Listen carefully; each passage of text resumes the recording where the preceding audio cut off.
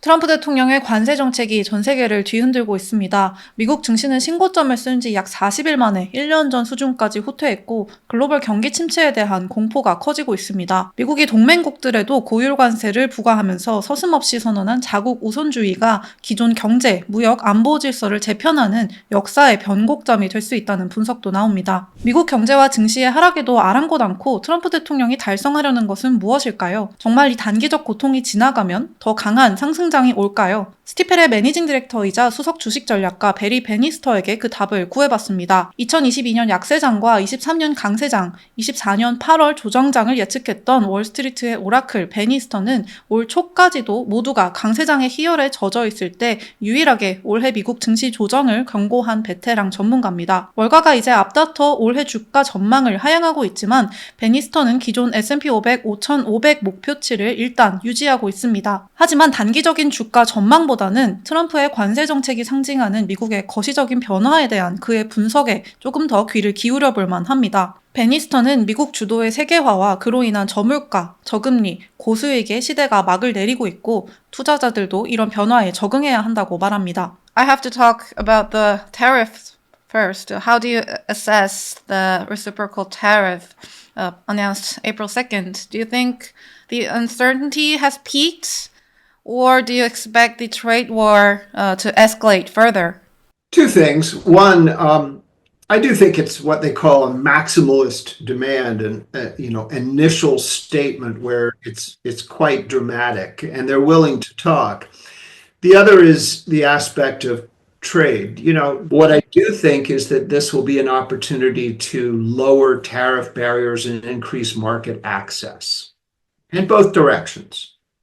So, if I were a politician in France, this is my chance to tackle head on French farmers who have been a powerful force in Europe preventing US goods. Same with Britain, same with Canada and the dairy farmers, same with Japan and beef and rice, although we don't really make the same kind of rice they eat. So I think it's an opportunity rather than a tragedy. It's a chance to remove tariff barriers. So really, it's a starting point. I don't view it as the end of the world or a war. That's a very fresh view, I think. So I think you have some points because in Korea as well, the agricultural industry is very heavily protected and it is very much of an internal politics game. So you think that could be some kind of an external effort, the politicians, they can try with that? They can blame Trump. You think that White House, President Trump is open to negotiations? Oh, 100%. He's a deal maker. The reciprocal tariffs, how they got the number, it's not very, coherent. It's 100% on how much the trade deficit they have against the said country. I think many people are worrying that they don't have some willingness to talk. That sheet looked like it was drafted. It was drafted by some White House intern or commerce intern. They put a tariff on the Heard and McDonald Islands. Well, that's an island chain near the South Antarctica that Australia has. The inhabitants are 0. There are no people there. And so penguins. So the point is it's a starting point. I don't think it's really a final destination, but there's no doubt that U.S. products have had a difficult time due to political interest abroad in accessing markets. This is going to be a starting point. It's also somewhat geopolitical. Remember, in a world where you only have one superpower, you can outsource critical metals and electronics for weapon systems to any country. And then when you have power centers in Asia Pacific and North America and Europe and Eurasia, when you have these power centers, you can't rely on the supply chains as much. So you have to become a little more self-sufficient. As one former steel CEO said to me a long time ago, if you don't have steel, you don't have a country. So it's going to be security plus market access, I think, is the end game.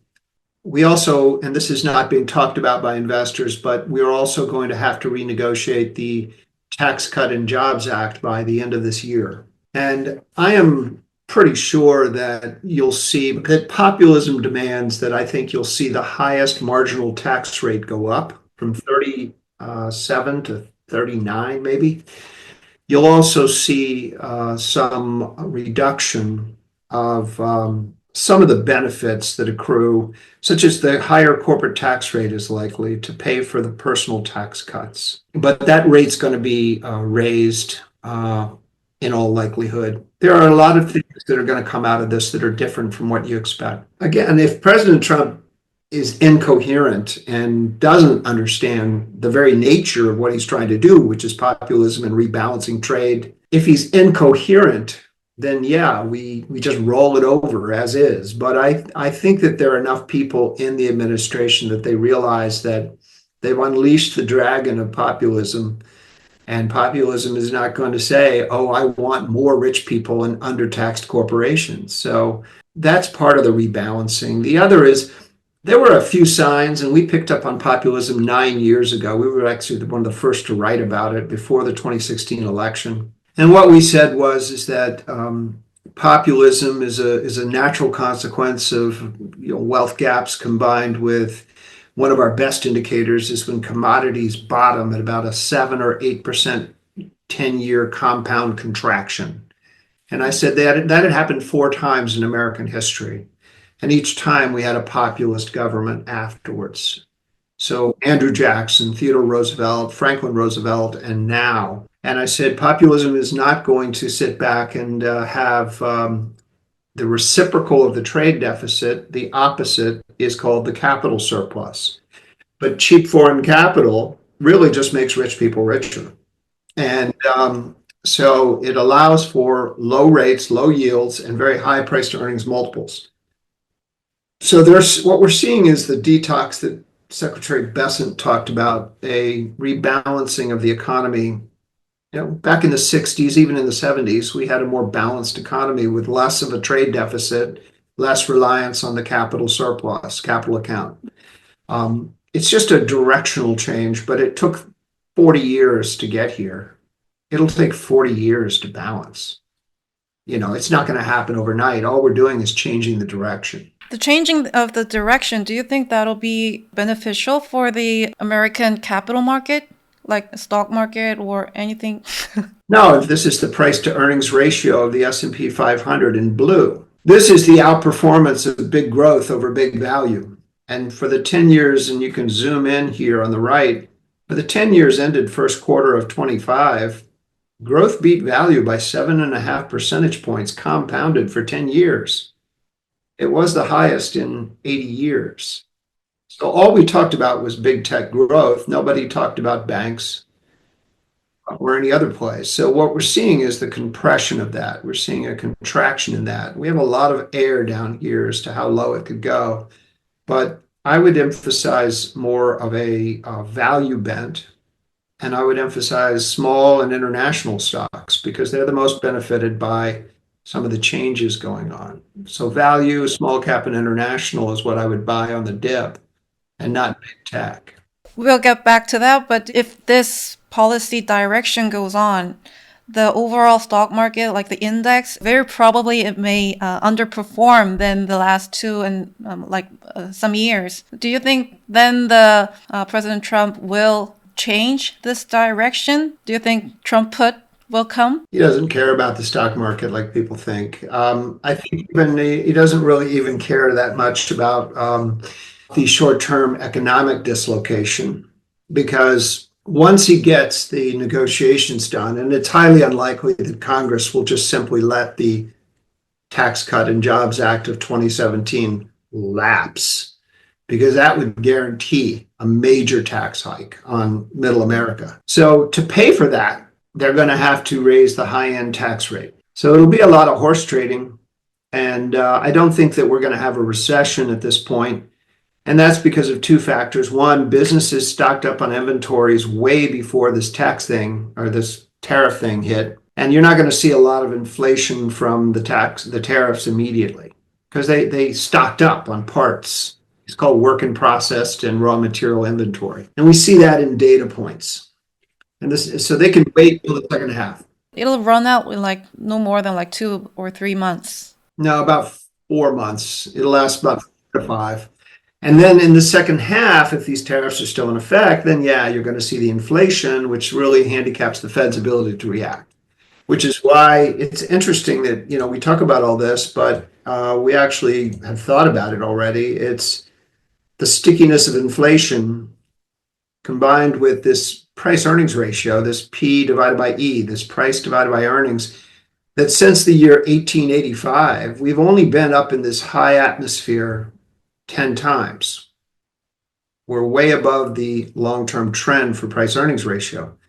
So when we're up here, like number 10 was January of 25, and you start to see the PE come down, if you do what's called correlation weighted average of all these past periods, this is the picture for the S&P 500 this year. It went up through the end of 24. It rolled over now to about 5450, which is where we are. You're okay until about June. And then you roll over again and you're down 18% to 5,050 by the fourth quarter. It is a risk. And that's why we have a 5,500 view unchanged since last year in the fourth quarter. It is a risk, that second wave down, but a lot could happen between now and the end of June. The negotiations start immediately, and we'll see what they say. So if you think the negotiation, it happens, and some of the tariffs, they can roll back, do you think the S&P 500 can go up again? Not a lot. It's still very expensive, and forward earnings are going to come down on the estimates. We're looking at, we were at 9% growth this year. The street was around 13% growth for this year, and it's looking like it's going to be below even 9. So if the earnings don't grow much and the price to earnings ratio is still under pressure, then there's not a lot of upside. The only thing that's helping now is, we're getting a weaker dollar and we're getting lower yields on treasuries, which is the risk-free rate. And the Fed will probably cut rates, maybe not as much as people think. Futures think 3.5 cuts, but I'm thinking maybe at least 2, maybe 3. As the Fed cuts rates starting in June, on the 18th of June, as the Fed cuts rates and inflation initially is going to dip a little bit and then pick up in the back half, the market stabilizes here, and then we can reassess. We've got some time through second quarter, I think, to reassess. Right now, we're sticking with the 5,500 view. The reason you're saying that we're going to see a lower inflation, we will not see the full impact of tariffs until 2Q. What is it? Late second into third quarter. So that's because of the stock. So we have stockpiled a lot of inventory. There's still adjustments to be made, immediately a negative. It's more of a delayed reaction. It gives us months to negotiate. I think they're counting on months because it's going to take a while. And as you just said, and I said, this is a real opportunity for politicians in countries that have had vested interests that stood against them. German automakers, French farmers. Now you can be, as a prime minister, stand up and say, I got no choice. My hands are tied. I got to deal with this. And it's actually a positive. The other positive is that it forces other countries to use fiscal policy a little more and require less on exports and more on domestic stimulus. As a Korean, we have a very small domestic market. Many Asian countries are very heavily, we have to count on a very big export. So of course, I agree that this could be a very good opportunity for like internal politics and taking down the trade barrier. It can be a good opportunity for like big markets like US or EU or anything, but don't you think that this could be a global recession coming? It's certainly harder on foreigners than it is on domestic, which is, one of the reasons the currency markets are gyrating. If Trump's major priority is the middle America jobs, a person working in middle America doesn't really care if they're actually making the product components or assembling the product components that were imported from elsewhere. They still got a job. They're still making pretty good money, and assembly is still labor intensive. So you are seeing more and more companies, including Korean companies, say that they're going to do more, even if it's the back 1/3 of the production process, they're going to do more in the USA just to keep the president happy and the party, because he is the party now. The combination of political opportunities in other countries combined with some reshoring to the US, I think it continues. Overall, because you're shrinking some of the capital account surplus, the neutral rate, the rate that's neither tight nor loose, will shift upwards in the US. You'll fully employ the people we have. And so you'll see, on balance, more normalized inflation levels. What do you mean by inflation normalizing? This is what's called the core personal consumption expenditure deflator. It's excluding food and energy, and it's the one the Fed watches most closely. Since 1965. Obviously, the 70s were very different, and you had oil shocks and Mideast wars. But globalization was highly deflationary, as was debt. Debt creates deflation. So going into debt after Paul Volcker and after the rise of China in the early 90s, and then you can see that this curve in inflation. But the 60-year median, the middle value, 60-year median is 2.8, and we're pretty much there. Like right now, we're at 2.8 if you zoom in. And our view on our models is it actually dips a little bit in the next few months, and then it surges pretty strongly and then dips. So the Fed will be certainly cutting here, off guard here. So we're going to watch this from a trading standpoint, but inflation is just normalizing. I think we have to live with a 2.8 core PCE, which is about a 3.3 CPI headline inflation. And that will in turn bring down multiples. You've got the forward PE and the S&P got up to 23 times. It was overvalued. Now it's closer to about today. It's probably about 19.5. We think it should probably be closer to 18 or 17 over time, but time is a long thing. I mean, this looks out to year end. So we'll see. So just equal weighting so that the 500th company counts the same as the number one size company. At equal weighted, the S&P already trades at about 18 times. So it's really a big tech problem. They're both more cyclical than people realize. They're overvalued, and they were overvalued, but they're getting less overvalued today. Big tech cyclical growth is down 6%. But purely defensive, which we talk about in detail in our slide book, purely defensive like utilities and staples and food, they're not down. They're actually up 15 basis points today. So we had been running a focus on this quadrant, which was everything from gold to food to hospital equipment to utilities, some of the waste companies here. We always think you have to own a trash stock, a garbage stock, household products and so on. That's been our focus. This whole playbook, especially you always mention that we have to play the defensive values because of the rising stagflation risk and the tariffs. It doesn't change it. Yeah, the tariffs are definitely an interruption in the sense that it's a negotiation strategy and it's a serious strategy. But if you look at how Trump operates, he comes out with maximalist demands, and then there's negotiation. And in the end, there's going to be a deal, and it will be the greatest deal ever. The greatest deal ever, right? That's his mantra. I think he's more serious this time. He's more organized than he was in the first term, which is why trade is taking a more aggressive tone. But the basic principles are the same. He hasn't changed. He hasn't changed in 50 years. That's why I was first asking, is he willing to talk? Because if that's his old faith that we have to bring manufacture into America, then this might not be a starting point. This might be it. Or assembly. Remember, it's not just manufacturing. You think that if these companies and the countries, they come up with, will put a more assembly plants in America, then he will cut down some of the tariffs. Yeah, I mean, it'll be gestures of friendship, in terms of like willingness to negotiate. Also, substantial increases in defense spending. I believe I looked it up the other day. Korea is like less than 1.5% of GDP. It probably needs to be 2.5% of GDP on defense. And the beauty of defense, like space programs, is that you always think, oh, it's a waste. It's not a waste, because the things that you find in research doing space and defense actually have huge uses in the public sphere. Basic defense is going to be a huge outcome here because the US reached a point of what I call imperial overreach. When I saw the disorderly withdrawal from Afghanistan, called the graveyard of empires, and when I saw the defense spending fall below the interest expense on US debt, I knew that we couldn't afford the old system anymore.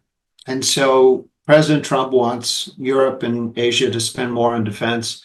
And I think that's going to be another big outcome. And that's fiscal expenditure, which is stimulative to domestic GDP. There's a lot of good that could come out of this. Right now, initially, we're just tactically playing the odds, but I think it's 5,500 for the US Standard & Poor's 500.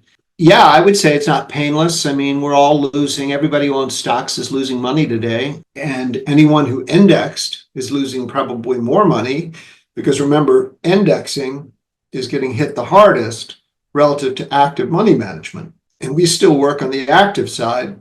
The indexes are vastly overweight Magnificent Seven. As the Lagnificent Seven is coming down, the indexing is looking less attractive, which is good for the active money management, which is why I was talking about value, small cap, and international on the dip. That's what you buy. Smart people are already thinking, what can I do next? And they're not worried about one day. You're still saying this is a dip. Okay, so our view going into the year was that what's called core GDP, this is in economics, it's called real final sales to private domestic purchasers. It's of the GDP formula, it's the dominant parts that are core. And that's fixed investment, which is housing and corporate capital spending in green, and consumers consuming. So we're at 2/3 of GDP is our consumption at the human level. And we had said that it would go down. It would actually slow quite sharply. Similar to that slowdown in 22 that was not a recession, but it was a slowdown. So as the GDP is in a slowdown, but I doubt it's one of these. I doubt it's a recession. Okay, these are wipeouts. So as it slows down, then what happens is if you overlay that real final sales number, that year-to-year change, though this solid red line, if you overlay that red line, you have GDP just slowing down. Then the year-over-year change for the S&P, and I pushed it forward 3 months because it leads by 3 months, that the year versus a year ago price of the S&P is absolutely going to get to 0 to -5. There's no doubt. And we did that in the slowdowns of the Euro debt crisis, Janet Yellen's crisis, Jay Powell's crisis, in between recessions. But whether we sink down all the way into a recession, and we're not going to have the fiscal and monetary response we had in COVID, so we're going to probably look more like that. Then as we sink down, that's very, very bad. That's kind of a wipeout. We have time. We have a few months before we have to make that decision. But I think right now we're certainly going to see 0 to -5, which by the third quarter should put us in the mid fives. And that's where I think we're going to hang out for a few months. But going farther than that, that's a question mark. It gets into a lot of issues related to unwinds, Fed policy, interest rates. I mean, With all the uncertainties and negative soft data, what makes you think this is still a slowdown rather than recession risk rising? We have an unusual situation now where the demand for labor through job openings, for example, exceeds the quantity of people to fill those jobs. So if labor is structurally tight, employment hangs on, you can't have a recession with unemployment, pretty low. Now, DOGE cuts at the government, that's probably a regional recession for Northern Virginia, Southern Maryland. We'll see a regional recession, but I don't think we'll see a national one. And wages are still, as I said, really good. They're 4% growth. Inflation is less than 4, so we are generating a positive real after inflation wage. So I don't look for a outright recession at this point. I think it's more of a slowdown. The question now really is, if you look at what constitutes inflation, it's several parts. So if you take that Fed funds interest rate and you subtract that core PCE inflation, you get what's called the real rate, the rate on the Fed after inflation, the real rate. Powell got it up to 2.8.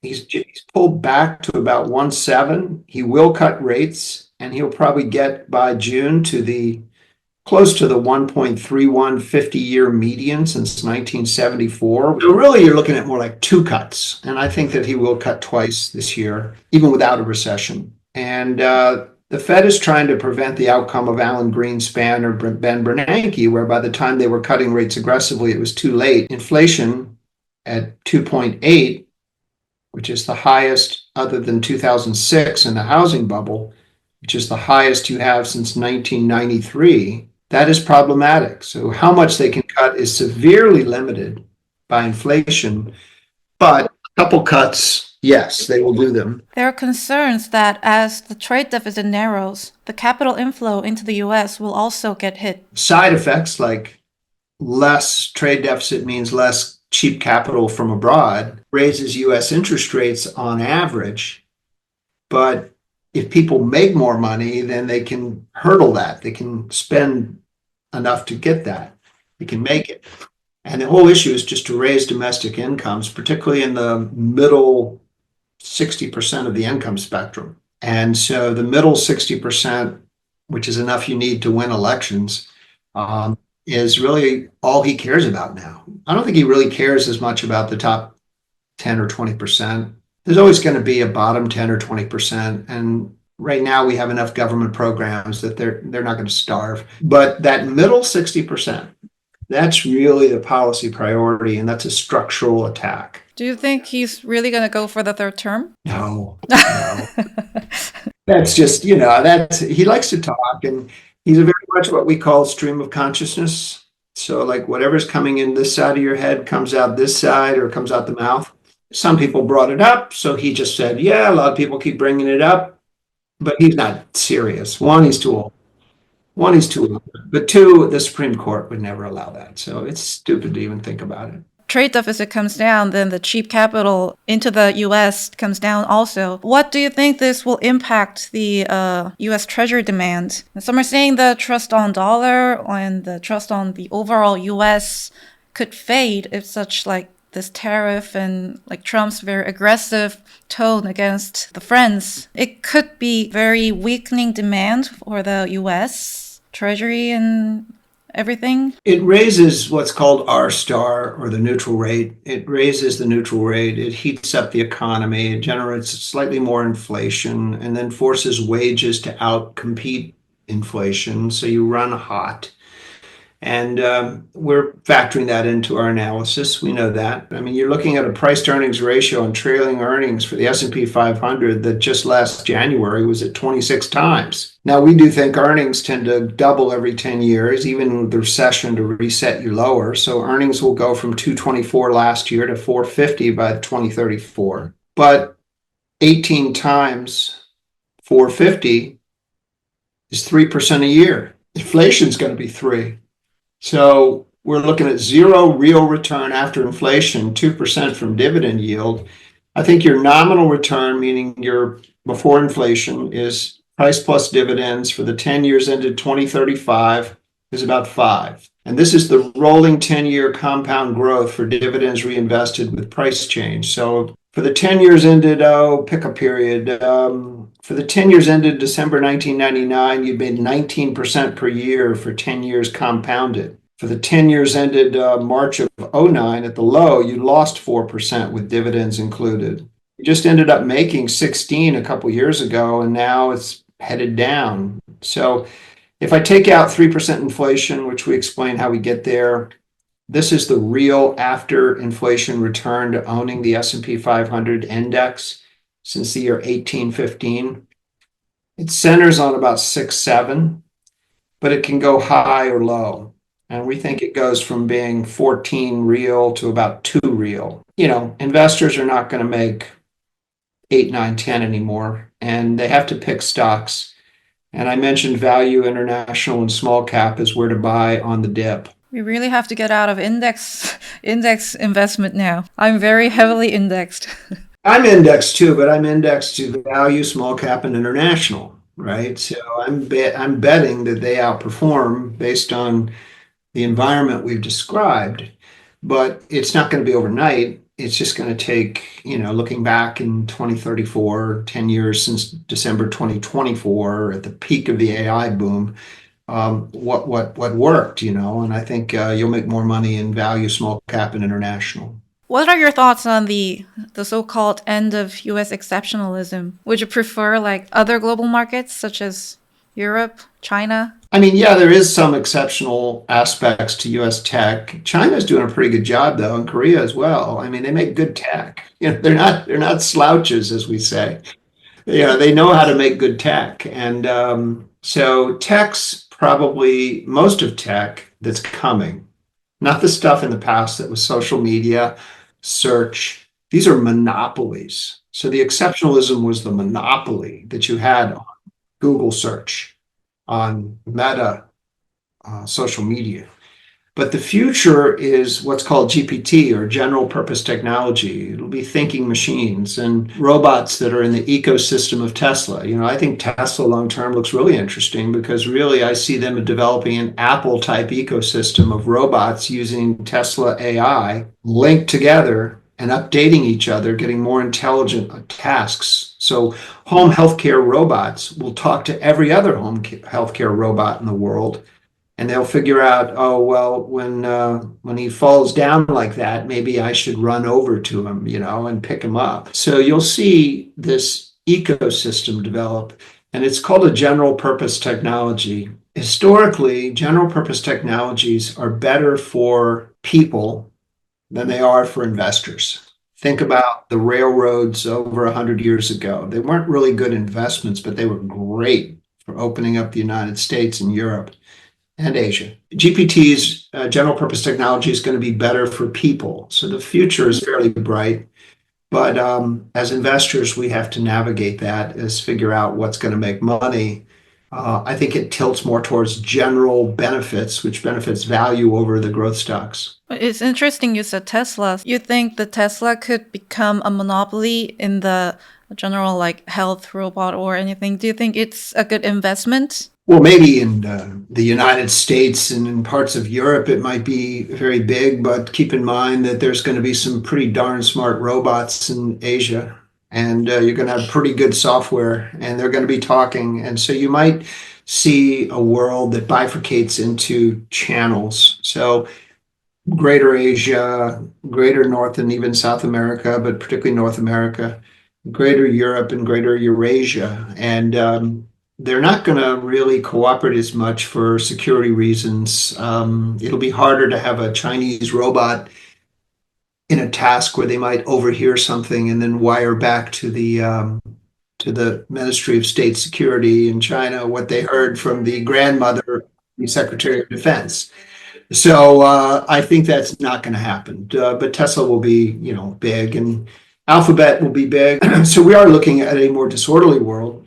Tech always is disorderly and breaks things, but generally it's going to have benefits offsetting costs. As an investor, we have to just continue to analyze, and in an indexed world, it's not been very fun because you didn't have to analyze. You had to buy 7 companies and play golf. So in that sense, maybe we have to be more diversified other than only being in US. Oh, yeah. So, there's Asia Pacific funds that own Korea, Japan, and China. I can't imagine not owning some of those in the future. And keep in mind, the cars were a good example. If you look at the electric vehicles, China has really gotten a lot of market share in South America and Africa, and those people need transportation too, and they have a lot of long-range, inexpensive cars. And if there is a blockage to one market, there's openings in another. And commercial competition, which, by the way, Donald Trump supports that. He wants U.S. companies to compete. If you were to make a portfolio, how would you do it? There's only 2 things that matter. Inflation, where do you think it's going, hotter or colder? And economic growth, is it going to be better or worse than you thought? If you think about it, it makes sense, because economic growth is the prime mover for earnings. And inflation is the primary mover of interest rates and discount rates and price earnings multiples. So if you have a view that inflation was going to be hotter than expected, very sticky, and the economy would slow but not a recession, then you would have entered this year like we did in a more stagflation trade, a defensive value, and you would have been overweight in household products and waste companies and healthcare equipment and utilities and gold. Gold actually screened out as being a stagflation trade. On the other hand, if you are just so sure that the economy is just fine and inflation is going to cool off and we're going right back to the Fed's long-term 2% goal, then you want Bitcoin and you want Apple and you want Meta and Tesla. But we just felt like on a trading basis, 6 to 9 months, we would enter this year betting that people didn't realize how sticky inflation would be. Now they do. And they didn't realize that the economy would slow, pressure on real wage income, and after inflation. And that keeps us here for now. When you say for now, it's like 6 months? I'll let you know in mid-year. Okay. As you mentioned, the gold is like off the charts right now. Do you think this trend is only beginning? The old saying is that JP Morgan once said that gold is money and everything else is credit. But it is true. Gold is money without a counterparty. By a United States Treasury, my other side of that is the United States Treasury. But gold has no counterparty. And so it does have that characteristic of benefiting. But the other thing is that gold typically does well in stagflation. So as the economy slows and inflation proves sticky, gold will continue to do fairly well. But if you thought that the Fed would have to accept somewhat higher inflation amid populism, then you want energy instead of gold. So oil over gold, natural gas over gold. I think energy will be a great holding for the next 10 years. It's in this value.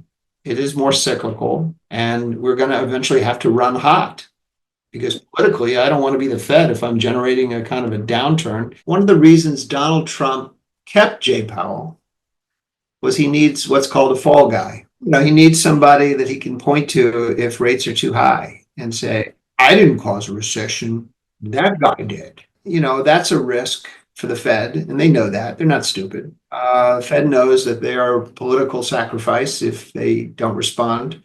So if they see relief on inflation, which we would kind of expect in the next few months, I mean, it's not, there's a lot of inventory in manufacturing. They're not going to raise prices overnight. It's not the end of the world. That if inflation is still moderate and the economy shows any signs of slowdown, they'll be quick to cut. And I think they cut June 18th and probably again in the summer. If they do, that puts a floor under, risk assets to a degree. And then we can reassess at the end of June how long this party's going to last. This negotiations. Would you own bond right now, treasuries? They're outperforming, but in the sense that the yields are down. But I don't expect the long-term treasury yields to fall dramatically. Not without an outright recession. And then only then would you see something approaching 3. And that's going to be a combination of the real 10-year TIPS yield, which is determined by real 3-year futures on rates. So rates after inflation 3 years from now in the futures, and inflation, which is largely driven lately for the last 15 years by oil. Saudi just said, OPEC Plus just said that they were going to increase more than expected the output into a weaker market potentially. So oil is down $5. So that lowers inflation. So the market's expectation of inflation in the treasury curve, and it's called 10-year break-evens, are, they're 2.3. That's pretty moderate. Imagine the CPI headline number is seen as 2.3 in the treasury market. Forget the 3.3 now.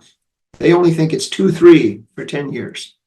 So the combination of inflation plus real yields determined by the Fed probably means that there would be some downside in a recession for the 10-year yield from 4 closer to 3, not much lower.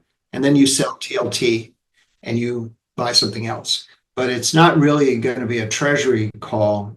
If you look at gold relative to the treasury index, it's outperforming and it's going parabolic.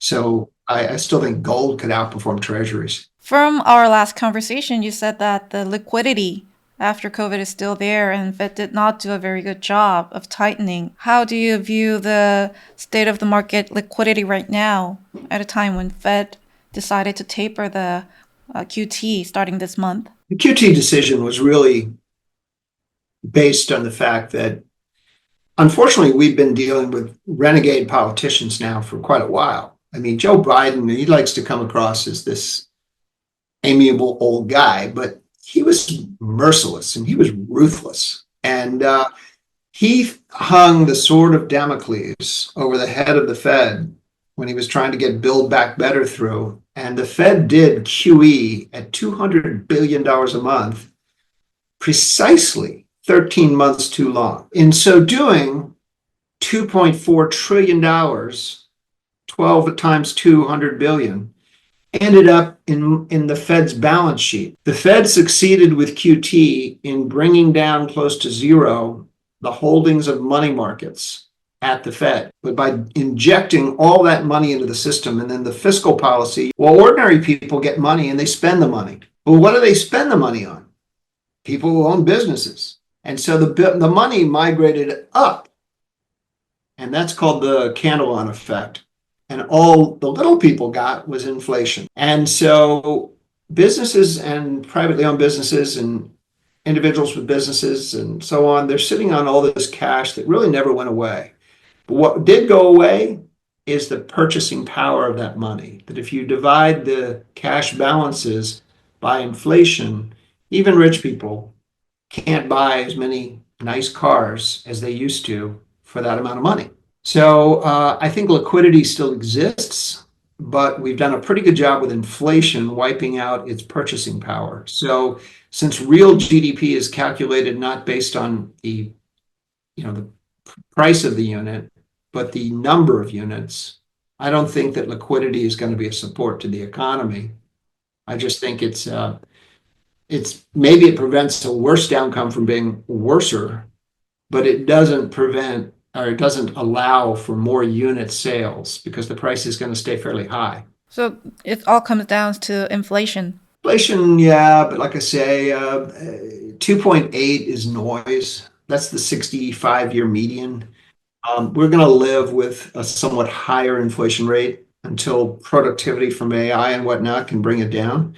So we're not going to go back to 2. We're not without a recession. And if the Fed causes a recession, then they're the fall guy for Donald Trump. So that's not what they want. They don't want that. Because remember, after the debacle